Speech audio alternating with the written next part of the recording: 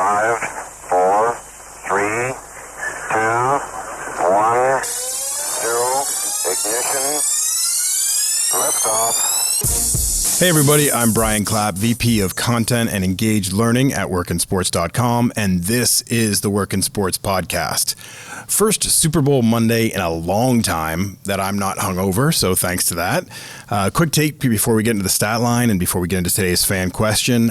So far, I've received 42 emails, text, and DMs asking how I feel about Brady and Gronk winning a Super Bowl as non-Patriots. Well, for those of you not in the know, I am from Boston. I'm a big Patriots fan and lover of all things Gronk. Well, let's be clear. The Gronk football, the Gronk branded football that doubles as a Bluetooth speaker, that actually was one of the dumbest inventions I've ever seen. I am not a big fan of that, even though it has Gronk labeled on it.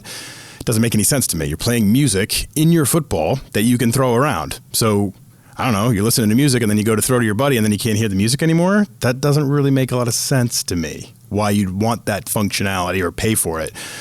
Don't believe me that this actually exists? Search Gronk Ball on Amazon and you'll see what I mean. It also proves that reviews are easily manipulated since it has a 4.4 out of 5. I cannot imagine anybody paying $90 for a Bluetooth speaker that is a football that you can actually throw and being happy about it. But hey, that's how it goes. And already I'm off track. So how do I feel? Thrilled, to be honest. I know this is going to come out as kind of strange, but there's nuance and context needed to any sports conversation. And too often we just hear the hot takes, the headline grabber kind of things. It doesn't get people to watch or read or listen if you just say yeah, that was pretty cool and I'm down with it. You have to be upset about something or else it doesn't cut through the mix. But I'll explain this quickly before we get into everything else. I wanted the Pats to keep Brady for his entire career, but in a way that was selfish because no one really expected that to happen. It happens very rarely in sports. And what happened is the two parties were no longer a match for one another. And let me explain why. From 2014 to 2019, the Patriots had terrible draft classes. And because of that, they didn't have a lot of high-end talent, especially in the skill positions on offense. Their defense was still pretty good. Their offensive line was good, but they didn't have a lot of skill position depth. They didn't have any tight ends. They didn't have any wide receivers. It just wasn't a good setup for anybody to be successful. They were not built to win, even with Brady. So those mistakes came back to haunt them. If they had nailed those draft classes and they had a good roster, I think they probably would have found a way to keep Brady. If you go back and look at the 2018 season, there's no way that team should have won the Super Bowl. They were 11-5, but they were 3-5 on the road that year, which is usually a sign of a flawed team that they can't win on the road. They lacked any punch. They got destroyed by the Lions and the Titans and all the other teams. They looked old, but then they dialed it up in the playoffs and they went on a good run and they win a Super Bowl. 2019, lack of talent. They went 12-4 because of Brady. They had an incredibly weak schedule, and they lost in the wild card to the Titans. It was clear this roster was not good enough, and Brady couldn't do it by himself. So it didn't make any sense for the Patriots to commit to him long-term and say, hey, we're going to give you 2 more years and all this money, because all that would have done was gloss over the massive roster problems they had. It would have extended their rebuild, and it wouldn't have gotten them to a Super Bowl. So it made sense for the Patriots to not be interested in that. On the flip side, it also made sense for Brady not to be interested in just running it out with the Patriots team that wasn't good enough when he could still go somewhere else and take a team over the top, as he just proved. So if Brady stayed in New England, he would have made them a lot better than Cam Newton, but he probably wouldn't have been able to bring that roster to a Super Bowl championship. The Patriots didn't want that because it would have delayed their need for a rebuild. And the Brady faction didn't want that because, I don't know, you don't want to ride out the end of your career just kind of trying to carry everybody along with you. So it made sense for both sides to move on. So I hold no ill will. I don't. I'm not going to go crazy and be mad about Brady wearing a Bucs jersey. Congrats to him, man. It's awesome. As for Gronk, the Patriots tried to trade him before the 2018 season. So to me, all bets are off after that. They tried to trade him to the Lions, which is even more cruel. So they tried to trade him. They were obviously not committed to him long term. He stayed in 2018. They won a Super Bowl. He helped them win a Super Bowl. And then he was like, all right, I'm done with this. You're not committed to me. I'm not committed to you. He gets a better opportunity. Tom comes down to Tampa. He's like, all right, I'm feeling good. I just took a year off and I can go play for a quarterback I'm comfortable with and a system will have some fun. And he did it. And he looked like he was having fun out there. Again, I hold no ill will. I'm not upset. Matter of fact, I was cheering for them all last night. I'm not like mad at anybody. It's just like, it's sports. Let's deal with it. So I hold no grudge against either. I wish it would have worked out better for my team, but I can't exactly be that selfish. So, all right. In 100 years, what's really cool, and let's keep this perspective. In 100 years, and I mean this seriously, we'll talk about Brady like we currently talk about Babe Ruth. Like there will be a mythic figure of what Tom Brady was. It's just a fact based on what he's done. He will be a mythical figure into the future for sports fans. And we're all here watching it. So just enjoy the ride a little bit and just enjoy what happens there. And don't get into too much depth over penalties or this, that, or the other thing. It's pretty cool. So congrats to the GOAT. All right, we'll get into the stat line now. 3 stats to keep you updated and in the know on sports employment provided by workinsports.com, the leading job board for the sports industry. I'm also layering in pieces of advice and strategy for your job search throughout this segment, so don't you dare skip over it. Like every week when I do this, it's not just I'm going to list off some numbers, I'm going to list off some jobs. I'm trying to give insight and approaches and strategies and tactics in there, woven in. If you're watching on YouTube, you just saw me do a strange thing with my hands. And that's another great mention. We're also on our YouTube, so subscribe to our YouTube channel where we're publishing all of these Monday podcasts and a lot of segments from our Wednesday interview sessions. So anyway, stat line. Number 1, 19,971 active sports jobs on workinsports.com. Now, I promised you last week we'd eclipse 20,000, and we did earlier this week, but job title totals are a fluctuating thing. So right now we're at 19,971, which is, again, pretty flat week over week. But that includes a little over 300 active sports jobs in Florida right now. So once everybody down there is done celebrating and gets rid of the hangover, they can go apply for lots of sports jobs. Number 2, workinsports.com added 2,828 sports jobs over the last week, which again is pretty much flat. But number 3, that means we added 404 jobs, sports jobs on average each day of last week. So that's a lot of opportunity. All right. 3 jobs that stood out to me for all the right reasons. Well, to me, they stood out. Job number 1. Now, here's an important one. Corporate Communications Coordinator for Harris Blitzer Sports and Entertainment. You may be wondering who the heck is Harris Blitzer? Well, okay, I'll clear this up for you. They own the Philadelphia 76ers, the New Jersey Devils, the Prudential Center, New Meta Entertainment, which is esports, Elevate Sports Ventures, which is, we should talk about them at some point, the Delaware Blue Coats, Binghamton Devils, and more. So that's a power brand in sports. Now, Corporate Communications Coordinator.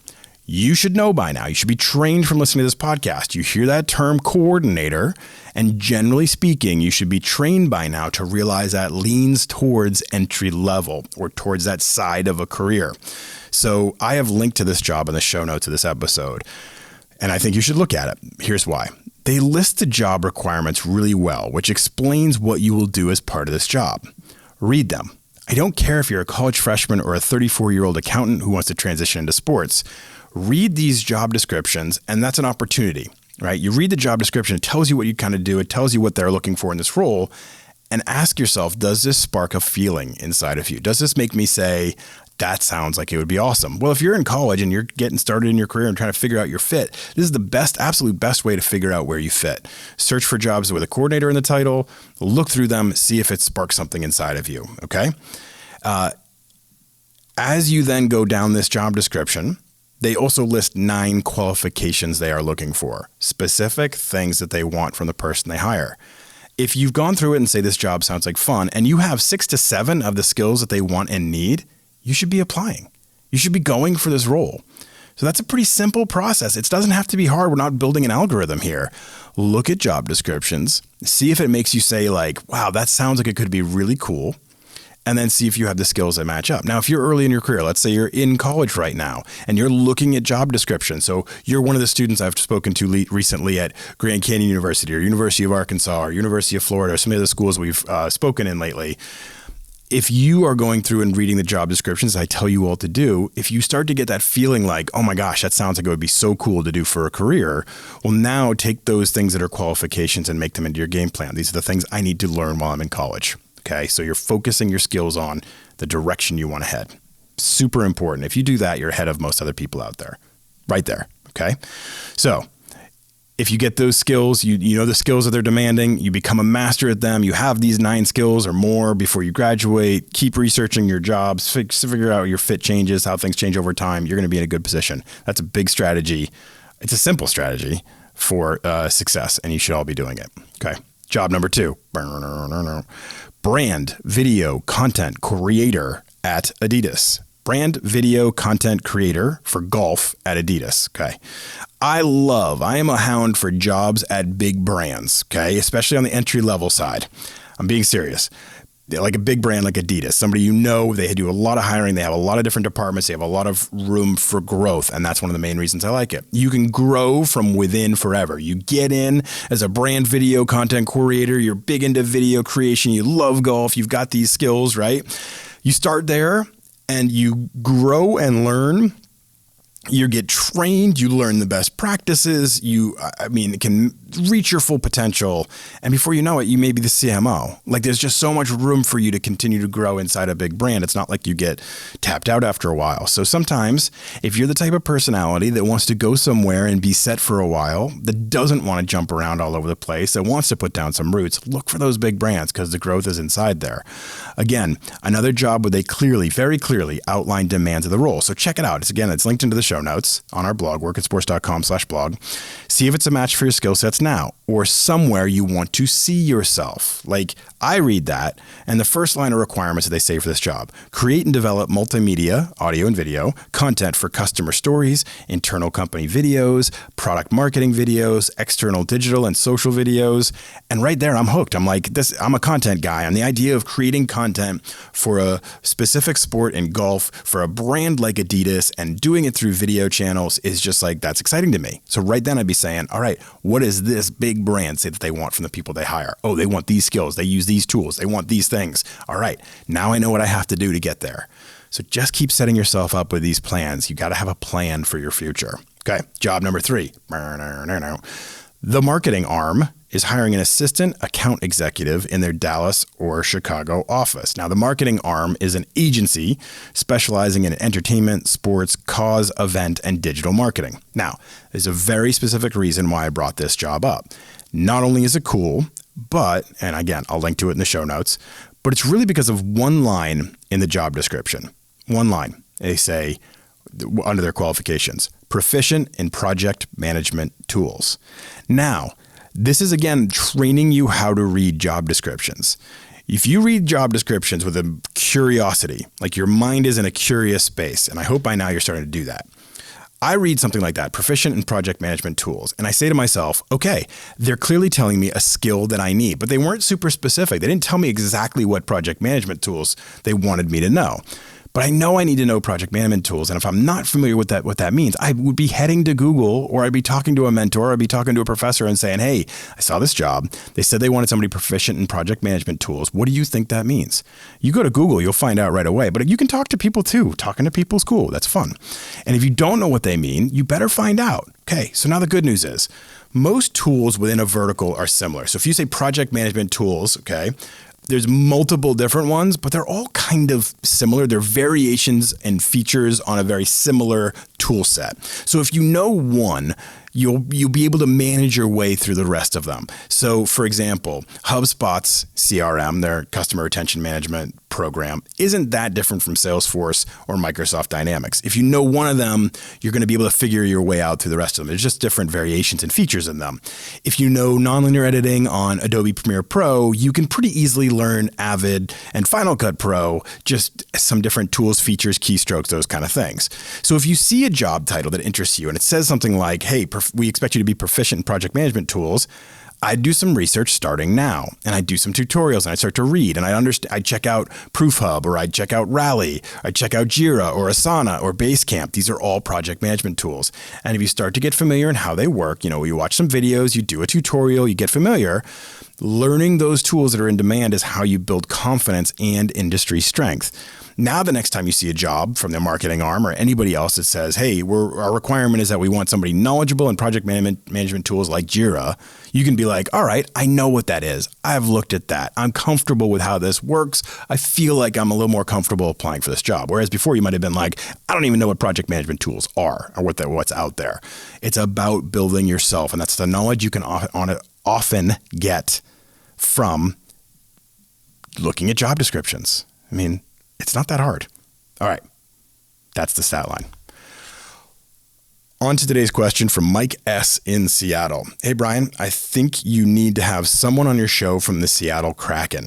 Everyone here in the region is super excited about their addition to the NHL, and we can't get enough Kraken talk, especially as it relates to jobs within the Seattle Kraken. Please have someone from the Kraken on the Work and Sports podcast.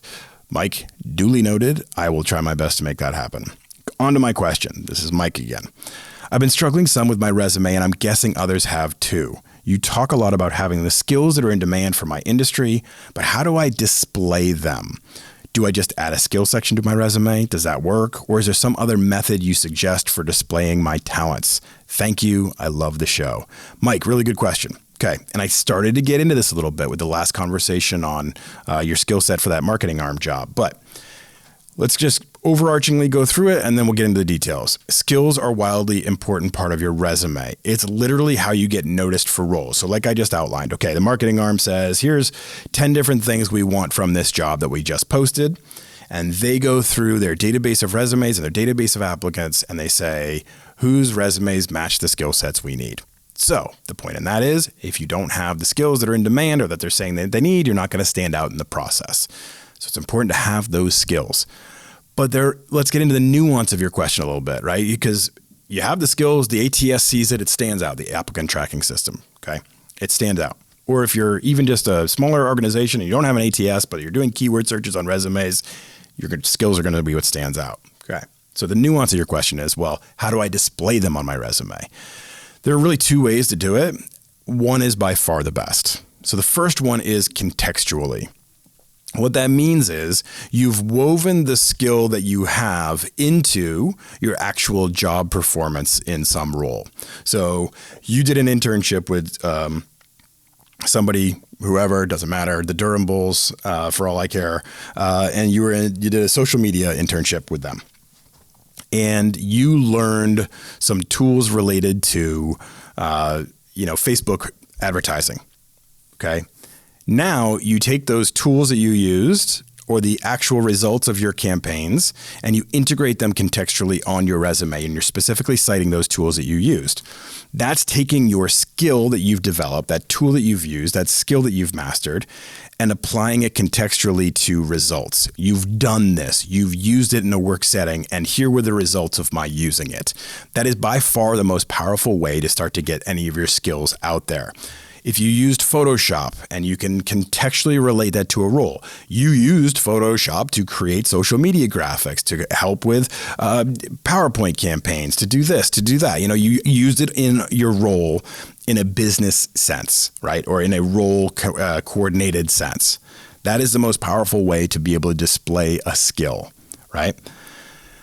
But let's say you've used my advice where I've said, hey, sometimes you just got to watch YouTube videos and figure out how to do stuff. Right? You just got to, I learned how to do all the editing for this podcast by watching YouTube videos. Now, I've used it to do the podcast so I can relate it contextually in my job. But let's say you're just trying to enhance your skill set. So you just took some video, you did some lessons, you just learned some skills. Well, you can then put them in a skills section of your resume or a list or something of that nature. Now, this is not as powerful a way to display them on your resume, and I'll explain why. The applicant tracking systems look for context. They're really smart. These systems are really, really smart. Smart people have made them. The algorithms are really smart. And we got to this point because initially the first version, the V1 of applicant tracking systems, they would look for certain keywords and give back a score to the hiring manager. So it would say, hey, this person matches on 8 out of 10 things you said you wanted. Well, the people applying, the job seekers got onto this, they got wind of this, and they started stuffing the keywords into their resume. So they'd place these keywords in there to make them get noticed, but they didn't have any real contextual relevance. They weren't linked to a job. They weren't really connected. They were just stuffing these keywords in there so they would get noticed because they were matching them up with the job descriptions. And so the applicant tracking systems were like, or the people who make the applicant tracking systems, the really smart people, we're like, all right, how do we fix this problem? All right, we're going to look at the surrounding words wherever they've put this keyword. We're going to look for contextual relevance and understand if this is something that's woven into their actual skill set that they've done on a job. And so the applicant tracking systems got better, and they weighed those people more heavily who had contextual relevance and job usage of the skill, right? Now, the point I bring up on this is that if you don't have that, if you did not actually use the skill on a job, don't ignore it. Still put it in there. Still put that you have that as a skill section, okay? As a bulleted list or however you want to display it. Look at formats, figure out a way you want to display it. It's still important to have there because it will still help you. It just won't help you as much as a contextually relevant, tied into a job results kind of skill that you've acquired. So again, do it, but don't expect it like what your goal is to figure out ways to use it on an internship, to use it as part of a job, to use it in various roles. But I want to go one step deeper on this. Again, you learned a skill. I always use Photoshop because it's just easier. You looked, you saw a lot of jobs that had Photoshop on them. You taught yourself Photoshop. You watched videos. You did tutorials. You've gotten really good at it. Still include it. What I would add, 2 things. 1, add when you're applying for jobs, add if you don't have it contextually relevant, you don't have it within a job that you've done and used Photoshop on that job, add a portfolio. If you're allowed in the application process to include other documents, add a portfolio of some of your examples doing Photoshop, or take some screenshots and put together a presentation on how you've used or learned Salesforce, or how video you've created that through Final Cut Pro. If you don't have contextual, I use this on the job, or even if you do, it can still be really beneficial to include examples of your work so that you can show like, not only did I learn this skill, but I've used it even if it wasn't on the job. So it's just a way you can enhance your ability to present yourself. Now, one other thing you hear me talk about all the time that I want to get into here and I want to hammer into because this is really important in the skills and resume conversation. You all hear me talk all the time about how you have to have multiple versions of your resume and that you need to customize it each time that you're applying for jobs. And here's a perfect example of why. So I'll walk through this quickly because some of you have probably already heard me say this before, but you will have a base version of your resume. And think of that like a football team's defense. So the Bucs have, and we'll talk about them since they're now Super Bowl champs. The Bucs have a base defense, right? They work on it day in and day out. It's their 3-4, cover 2, back end, whatever. It's like they have a base setup that they use so much of the time. They practice it. They know it like the back of their hand. But for every individual matchup that they go into, they change certain parts to be ready for that event, that exact matchup, right? So they changed their defense for last night's game. They manipulated some pieces. They moved things around because they thought it would match up better against the Chiefs. You need to take that same attitude to your application process. You'll have a base version of your resume that really shows you off very well, but you will customize it a little bit each time when you're applying for jobs. And that customization can be small. It may be moving bullet points around. It may be adding something in a little bit, but it's not a complete redo. It's just an emphasis. So I want to give an example here that ties into this skill conversation. Let's say on that base version of your resume, you have something like proficient in various customer relationship management tools, CRMs, which have helped me increase my retention numbers by 85% year over year. Great bullet point. You're leveraging the tools you know and using some metrics to make it have some teeth to it. Great job, okay? But you're applying for a specific role and it has a specific requirement and it says they're looking for someone proficient in Microsoft Dynamics CRM. So they've gotten very specific in the tool they want somebody to know. And it's like, you know that thing. You know Microsoft Dynamics.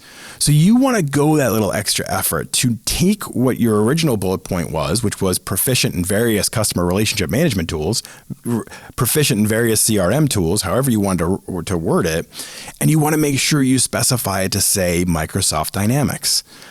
Don't just leave your resume bullet point to stay proficient in CRM. Say specifically Microsoft Dynamics if that is what they are looking for.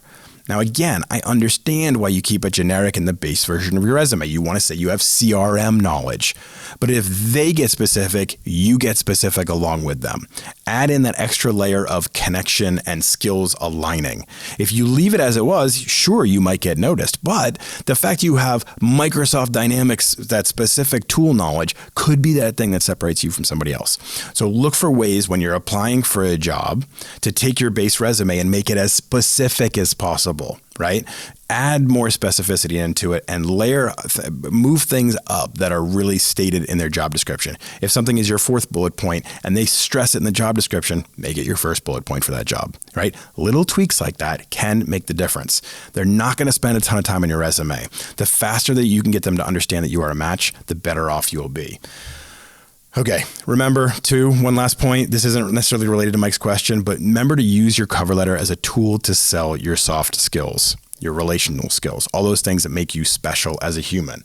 So that makes you have the entire package, right? You're telling them I have the actual tangible skills of being able to do certain things, but I also am this really amazing person who's accomplished these great things and has really, overcome adversity or done whatever it is that can help to. I've been a leader. I've done these things. I'm coachable. I'm curious. All those are things that you can really sell yourself for in your cover letter. If you do those things, if you study the job descriptions, if you really learn how your skills fit in, all those massive things, you're just going to be in a much better position. So I want you to go that direction. Thank you for the question, Mike. Thank you for tuning in, everybody. Thank you for watching on YouTube. If you are watching on YouTube, and you should be watching on YouTube, because sometimes it's more fun to watch than it is just to listen. And who do we have this Wednesday? Oh, that's right. We have Gabby Rowe, who is the CEO of a company called Maestro. And this is one of the coolest sports connected companies that I've ever heard of. They're in the high growth sports industry. And what that means is, because it's a fancy term for fringe sports, high growth sports entities. They are a full service marketing and business planning and everything firm that goes after sports like beach soccer, flag football, ultimate frisbee, cornhole. I'm trying to think of some breakdancing. They work with all of the axe throwing.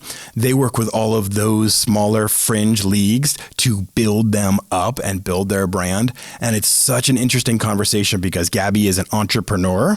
Right? He's got this great entrepreneurial spirit, but he really understands this market and the personas involved in it and how to attract an audience and where the revenue comes from. And so we deal with how they migrated through coronavirus and how it affected them less than others because they are not doing as much in ticket sales. Their big thing is on getting some of those broadcast deals with ESPN and other partners.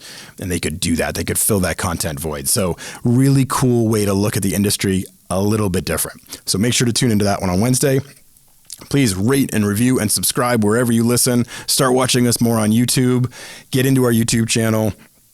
Subscribe to the podcast. Share with a friend. Review it wherever you listen. And keep tuning in because we're trying to share the information that matters for you. Thanks for listening, everybody. We'll see you on Wednesday.